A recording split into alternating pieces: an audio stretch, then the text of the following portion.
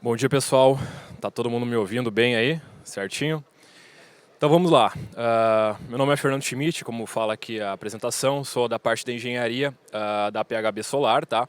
E a gente vai estar conversando hoje um pouquinho sobre as soluções que a PHB tem para grandes usinas. Grandes usinas a gente entende hoje nessa apresentação como usinas acima de 200, 300 kW, tá? Porque eu vou estar apresentando o nosso maior inversor, que é o 250 kW. E por que é importante estar falando isso com vocês hoje? Agora há pouco teve o Fred aqui, né, o Fred Bosquin, falando sobre a abertura do mercado. O que o mundo todo basicamente já passou, né, a abertura do mercado energético para mercado livre de energia elétrica, né, o Brasil vai começar a de fato passar a partir do ano que vem, 2024, onde os clientes do Grupo A, né, os clientes que recebem em média atenção, vão poder optar pela entrada, né, no ACL, no ambiente de contratação livre. O que isso envolve? Grande parte da mini geração que a gente vê hoje, sistemas da Siemens 75, vão estar instalados, vão começar a ser instalados no ambiente de contratação livre. E isso pode parecer contraintuitivo, mas vai, no meu ponto de vista, até incentivar essas instalações. Então a gente vai ver mais sistemas de grande porte sendo instalados no mercado livre, até mesmo do que na mini geração. Por quê? O cliente que vai para o Mercado Livre, ele entende, ele quer buscar economia, né? Como o Fred bem falou, uma economia sem custo. Mas depois que ele está no Mercado Livre, ele não consegue mais reduzir o custo dele. Aí qual que é a opção? A única opção que sobra, obviamente tem a questão da eficientização, né? Mas normalmente esse cliente já passou por esse processo, vai sobrar a geração de energia no local, né? Geração de energia para o cliente. Então é justamente para isso que eu vou estar apresentando as soluções da PHB para essas usinas, tá? Falando rapidamente aqui da PHB, uma empresa aí de 38 anos de vida, surgiu lá em 84, tá? Seu Sérgio Polesso, seu Wildo Betti fundaram lá em São Paulo. Na época, uma empresa especializada em fontes chaveadas para microcomputadores, né? Aqui está uma foto do nosso CD em Barueri. Temos 2 CDs em Barueri, mais um em São Paulo. Então o nosso centro todo fica lá, pela questão da logística, né? Muito rápida para o Brasil. A linha do tempo da PHB em 84, com fontes chaveadas, tá? Então sempre trabalhou com eletrônica de potência, sempre foi uma empresa de engenharia. 94, então 10 anos depois, a gente passou para a parte de retificadores, então toda a parte de automação bancária e telecomunicações a PHB começou a lidar desde 94 e isso se estende até hoje. 2000, armários para telecomunicações, então a solução completa, totalmente integrada, foi um grande negócio da PHB por diversos anos, continua ainda nesse ramo.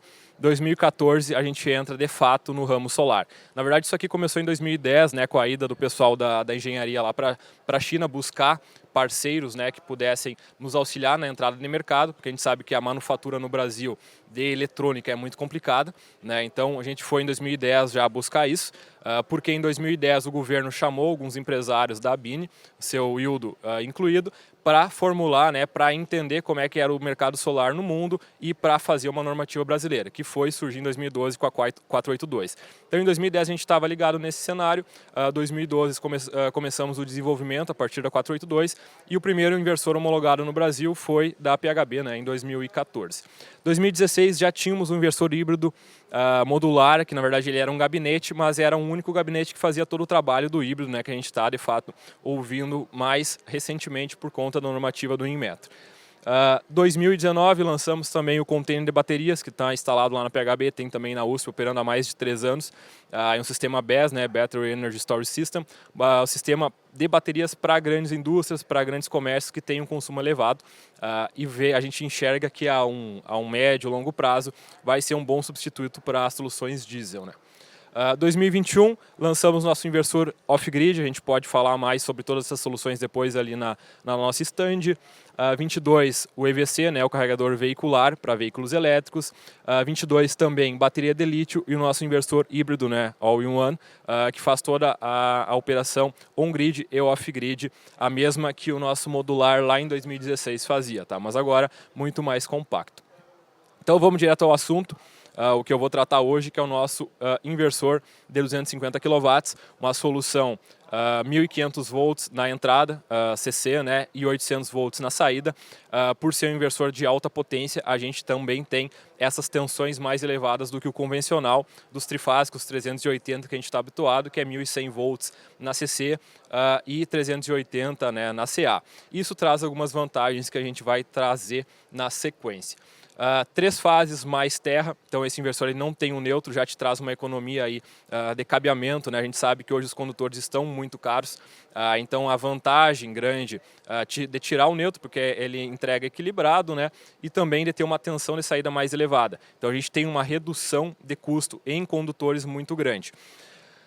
12 MPPTs, 24 strings, 7 anos de garantia completa, ou seja, 7 anos 100% coberto pela PHB quando é um problema de produto. Então, desde o transporte até a mão de obra de manutenção desse equipamento e peças, tá? Então, é uma garantia que não vai te cobrar nada após os 5 anos que a gente vê hoje muito no mercado. Garantia de 10 anos, mas se tu vai olhar, o termo de garantia não é bem assim. Então, é importante se comparar, né, esses termos de garantia quando a gente tem prazos de 10 anos ou mais aí de garantia. Proteção CC integrada, então toda a nossa linha de inversores trabalha com a proteção em DPS tipo 2, em Y, tá? Isso é muito importante porque a norma pede, não é em varistor, não é um DPS só para o positivo e negativo, é um DPS positivo e negativo e a perna do Y, isso é bastante importante, certo?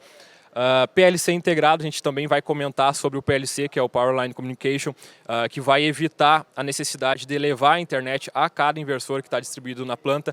Então, te dá uma economia muito grande em mão de obra, em cabeamento da internet, fibra ótica ou RS485. Tu não precisa levar a internet a cada equipamento. Ele faz toda a comunicação através de um sinal modulado, que é enviado pela própria fase. Em um único equipamento que está conectado na internet, vai ler, né, vai ler esse sinal modulado e vai enviar para a nuvem. Então, tu só precisa de um ponto com a internet e toda a comunicação, tu pode ter 10, 20, 30 inversores se comunicando através deste equipamento. E o PID Recovery, né, que é uma perda considerável que os módulos têm no decorrer da vida útil, principalmente esses módulos que vão estar trabalhando aí numa faixa de tensão próxima dos 1.500 volts. Ao longo do tempo, por estarem sujeitos a uma tensão muito elevada, eles começam a perder elétrons para o meio ambiente. O que esse inversor faz? Ele injeta durante a noite, né, ele submete aos módulos uma tensão reversa. Então ele pega a tensão da rede, retifica, né, para CC, e injeta uma negativa no polo positivo no módulo e uma positiva no polo negativo. Isso faz com que o módulo recupere aqueles elétrons perdidos durante a operação e a eficiência desses módulos não é prejudicada ao longo do tempo, tá? A PHB sempre se preocupa em entregar uma solução completa para o parceiro. Por quê? A gente vê muitas empresas entregando o inversor em alta tensão, né, em 800 volts, alta tensão entre parênteses, em comparação aos outros, 800 volts na CA, 1.500 volts na CC, mas para por aí.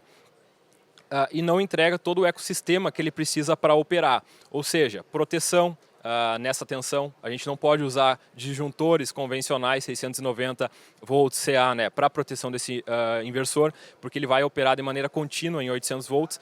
Então é um disjuntor bastante difícil de encontrar no Brasil e bastante caro. Por conta disso, a gente já tem todo o portfólio de disjuntores que a gente precisa para a proteção desses inversores, a gente entrega junto, tá? Parte de proteção CC também, e a gente entrega autotransformadores. Por quê?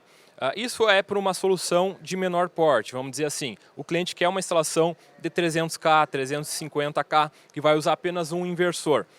Por que ele vai conectar na média nesse caso? Ele não precisa conectar na média tensão, ou seja, tem um transformador de 800 para 13.8, 23.1.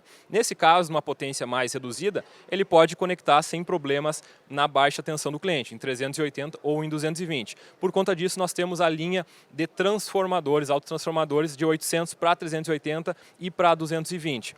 Qual que é a vantagem? Como é uma usina não tão grande, a gente pode colocar o inversor próximo da planta, próximo dos módulos, levar toda essa energia em 800 volts até o ponto de conexão, ou seja, levar com condutor de bitola reduzida, economizar bastante em condutor e botar o alto trafo próximo do QGBT ou do ponto de conexão desse cliente. Então a gente transmite, né, toda essa energia da planta até o ponto de conexão em 800 e lá rebaixa para 380 ou para 220. Então a gente tem uma economia grande em condutores neste caso. Tá? Como todos os autotransformadores que a PHB trabalha, eles são desenvolvidos para solar, não é o autotransformador convencional, porque a gente sabe que a operação da solar ela é diferente do convencional. Ela tem uma produção diária, durante a noite o autotransformador fica vazio. E transformadores têm perda a vazio. Por conta disso, o transformador tem todo o núcleo estudado para ter uma baixa perda, né, nessa operação a vazio e também ter uma baixa perda, né, os enrolamentos durante a operação diária, que vai ser aquela curva convencional que todo mundo trabalha. Tá? Além disso, nós temos os QDCAs. Então a gente tem já o QDCA pronto para quando tu vai trabalhar em 380 ou em 220 para botar depois do autotransformador. Tu não precisa montar isso. Se tu quiser montar na tua empresa esse QDCA, a gente também pode vender essas peças separadas, tá? Mas para facilitar a gente também vende isso aí tudo pronto. Agora falando um pouquinho sobre o SCB3000, que é basicamente o aparelho que faz aquela leitura do sinal em modulação, né, em PLC, e envia os dados para a nuvem. Então isso faz com que tu evite, como eu já falei, a necessidade de levar em sinal Wi-Fi ou em sinal cabeado a internet para cada inversor na planta. Imagina que tu tem uma planta aí de 2,5 megas, né, com 10 inversores, tu precisaria teoricamente levar esse sinal de internet até cada inversor que está distribuído na planta. Por que distribuído? Normalmente se trabalha com inversores distribuídos nessa configuração porque ele justamente tem uma tensão maior. Então tu pode levar em CA 800 volts até o ponto de conexão. Tu não precisa fazer aquele virtual central, que é juntar todos os inversores num ponto só e levar em CC até eles. Aqui a gente pode trabalhar com eles distribuídos na planta, tá? A gente tem um custo reduzido. E esse equipamento vem justamente para também tirar o custo dessa comunicação desses inversores com a nuvem. Então a gente coloca o SCB3000 junto ao ponto de conexão, onde vai ter internet, e todo o sinal de monitoramento desses inversores, de tensão, corrente, qualquer problema que ele venha a ter, vai ser enviado pelas fases desses inversores até o ponto de conexão, onde vai ter TCs, né, ITPs lendo aquele sinal, enviando esse sinal para o SCB3000, que vai fazer a leitura de cada inversor, de cada sinal modulado, e vai enviar isso para a nuvem. Então tu vai ter o monitoramento de todos os inversores com apenas um equipamento conectado à internet. Então ele reduz bastante o custo dessa instalação e a mão de obra e qualquer eventual problema que tu vai ter na fibra ótica e no RS485. A gente sabe que é bem mais sensível, né, do que os outros equipamentos que vão estar lá nos eletrodutos e eles ainda podem sofrer uma interferência, né, por conta do CA e do CC cruzando ali próximo. Tá? Quais que são as vantagens principais da gente trabalhar com 1.500 volts e 800 volts CA? Que às vezes a gente parece que é um problema, né? A gente não está na classe de tensão convencional, principalmente olhando por parte CA. Porque a gente tem, normalmente, nas plantas 380, 400, 220 volts, tá? Mas a vantagem justamente é isso que eu já comentei um pouquinho. Nós temos um menor custo com cabeamento CC. Por quê? A gente trabalha em 1.500 volts, não trabalha em 1.100. Então, ao invés da gente ter strings de 20, 21 módulos, que é o convencional nesses inversores trifásicos, a gente vai trabalhar com strings de 25, 26, até 28 módulos muitas vezes. Então, para o mesmo número de módulos daquela planta, a gente tem menos strings, consequentemente, menos custo em condutor CC. Tá? Então, a gente economiza se for transmitir em CC. Isso vale também para CA.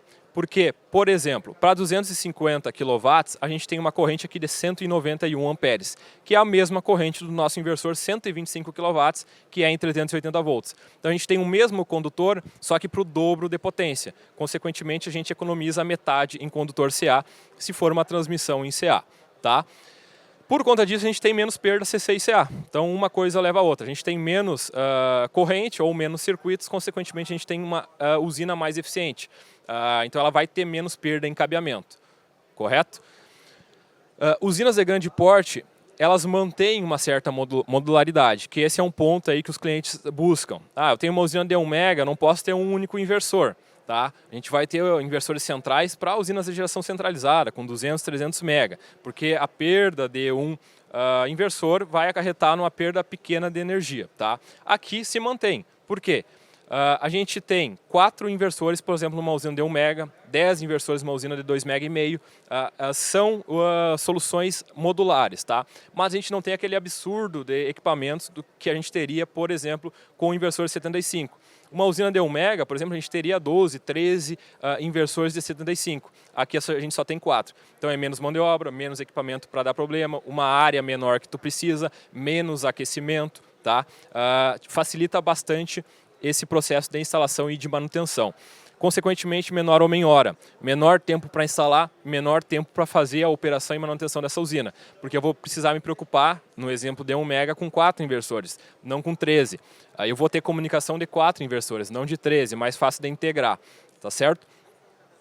Maior agilidade na instalação e a gente tem a comunicação PLC, né, que eu já falei para vocês. E agora eu trago um exemplo, porque eu falei bastante que reduz custo, mas quanto que reduz em custo, tá? Isso aqui é importante, muitas vezes eu vejo o cliente fazendo um orçamento lá na plataforma da PHB e só olha o custo de equipamento. Quanto que é uma solução com inversor 125 versus quanto que é uma solução com inversor 250. Isso é uma parte do problema, a gente tem esse custo, tá? Mas a gente tem que ver o custo global da instalação, que é isso que a gente vai repassar para o cliente, tá? Então é por isso que é importante a gente calcular o custo de materiais complementares naquela instalação, certo? Então aqui eu trouxe um exemplo, onde a gente tem uma usina de 2,5 MB em CA, tá? 2,5 MW CA, onde no caso 1 eu tenho 20 inversores PHB 125K, que trabalha em 380 volts, e no caso 2 eu tenho 10 inversores 250, tá? Ele é o dobro de potência e vou ter a metade de inversores. Caso 1 eu tenho 6.800 módulos, 545 nesse caso, vai dar 3,7 MW pico. Caso 2, 6.720, né? Quase a mesma coisa. A questão das strings ali ficou um pouquinho menos, 3,66 MW pico. No caso 1, eu tenho 20 inversores com 17 strings de 20 módulos em cada string, tá? Então eu vou ter 340 strings de 20 módulos, ok? Caso 2, 10 inversores vezes 24 strings, a gente coloca nesses inversores aqui, com 28 módulos cada um. Notem que eu tenho 8 módulos a mais em cada string. Vai dar um total de 240 strings de 28 módulos. Então só aí eu tenho 100 strings a menos para trabalhar por conta dessa possibilidade de trabalhar com 1.500 volts, ok? Então a gente vai para economia de fato. Aqui eu estou considerando uma string média, um comprimento médio da string de 100 metros. Tá? Vai ter strings com 200 metros, vai ter strings com 5, 10 metros. Depende do ponto de localização da fileira de módulos perante ao inversor. Então eu considerei uma média aí de 100 metros, ok?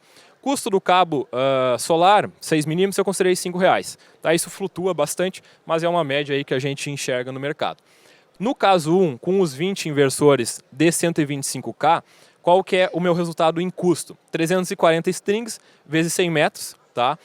Então eu vou ter 34 mil metros de cabo positivo mais 34 mil metros de cabo positivo negativo para essa solução.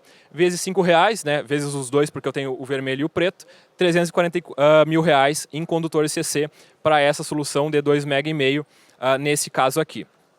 Para o caso 2, onde a gente tem 10 inversores que trabalham em 800 volts, que é o modelo 250K, eu vou ter 24 mil metros, em vez de 34 mil metros, tá? Vezes 2, vezes R$5, 240 mil reais. Então, só em condutor CC eu tenho 100 mil reais de economia. É isso que tem que ser colocado na ponta do lápis para ver se vale a pena eu trabalhar com 10 inversores versus 20 inversores 380. Tem que ver o custo dos dois, colocar na ponta do lápis, ver o que eu vou ter menos perda, porque também tem uma economia em energia, né, a longo prazo, porque eu tenho menos perda na operação. Então isso é importante ser avaliado. Agora olhando para a diferença de custo quando eu faço a distribuição dessa energia em CA, ou seja, coloco os módulos distribuídos na mesa e levo em CA até o ponto de conexão, tá? Então aqui eu tenho o mesmo caso, 2,5 MB com 20 inversores de 125, 380 volts no caso 1 e 10 inversores 250 de 800 volts CA no caso 2, tá? Considero 3 fases, só considerei as fases, não considerei o terra aqui para uma análise. Vezes 100 metros também, mesma distância considerada, porque agora os inversores estão distribuídos na planta. E no caso 2, 10 inversores vezes 3 fases, vezes 100 metros. Então, caso 1, eu tenho 6 mil metros de condutores CA. Tá? Caso 2, como eu tenho a metade de inversores, eu tenho 3 mil metros. Então, eu economizo 3 mil metros em condutores. Para esse caso, estou usando um cabo 185 mm CA, né, com isolação HIPR, com o custo médio aí de cobre, tá, de R$160 por metro, ok? Então, caso 1, 6 mil metros vezes R$160, eu tenho um custo total de 960 mil, ok? Reais, né, por conta desses 6 mil metros. Caso 2, a metade do preço, 480 mil. Então, nesse caso, a economia é o dobro, né, é a metade, na verdade, e é bem considerável essa diferença. Com certeza, se vocês colocarem uma usina de 2,5 MB, em que eu vou elevar a tensão para a média para injetar na rede do cliente, o caso com tensão elevada é mais barato, né? Tu tem um capex menor do que o caso de trabalhar em 380 volts e depois elevar para a média. Então, isso aqui eu só trago para mostrar para vocês que não envolve apenas comparar preço de equipamentos. A gente tem que comparar o preço, né, de toda a solução. Ok? Então, finalizando aqui, pessoal, eu vou apresentar um pouquinho sobre as soluções de estrutura da PHB. Porque, como eu falei, a gente tem um ecossistema completo. Tem inversor, tem módulo, tem proteção, tem transformadores, tem estrutura. Tá? Então, a gente tem duas soluções principais que a gente trabalha para solo. A maior e a mais procurada para usinas de grande porte, com certeza, é a monoposte. Por quê? Porque a gente tem um menor custo em civil. Isso aí vocês já devem estar cientes, né? Quem trabalha com solo, pelo menos, já está ciente que a monoposte é mais buscada para usinas de grande porte. A PHB trouxe apenas no ano passado a solução monoposte, porque a gente passou muito tempo em estudo, por conta que o que a gente tem em mercado hoje é aço galvanizado para monoposte. E a gente vê alguns problemas nessa estrutura que a gente queria fugir, que é basicamente a questão da corrosão galvânica. Onde eu encosto um alumínio, seja ele anodizado ou não, com a minha estrutura de aço galvanizado, eu tenho uma diferença de potencial. Uma diferença ali galvânica entre os dois metais. Isso é natural, é inerente aos materiais. Então eu vou ter um material, um metal com um potencial maior que o outro. Isso faz com que, ao longo dos anos, eu tenha uma corrosão entre os metais. E é num ponto bem sensível, vamos dizer assim, que é o ponto de fixação entre o perfil, né, de alumínio e a estrutura de aço galvanizado. Então a gente nunca lançou uma estrutura monoposte de aço galvanizado por conta desse ponto, né, que a gente quer evitar essa corrosão. Tem alguns meios de evitar com algum material protetor ali no meio, mas isso se degrada ao longo do tempo. Então a gente encontrou uma solução para isso com a estrutura de aço com tratamento ZAN, que é zinco, alumínio e magnésio. É uma liga que é banhada, né, a estrutura é banhada nessa liga, e essa liga, por ter o alumínio, faz com que o potencial do material, né, entre a estrutura e o perfil ou o frame do módulo seja muito reduzido e evite essa corrosão galvânica ao longo dos anos. Tá? Então a gente trouxe essa estrutura monoposte, que vai trazer um menor custo em obra civil, tem o tratamento ZAN, evita esse problema de corrosão. Todos os periféricos são em aço inox, tá?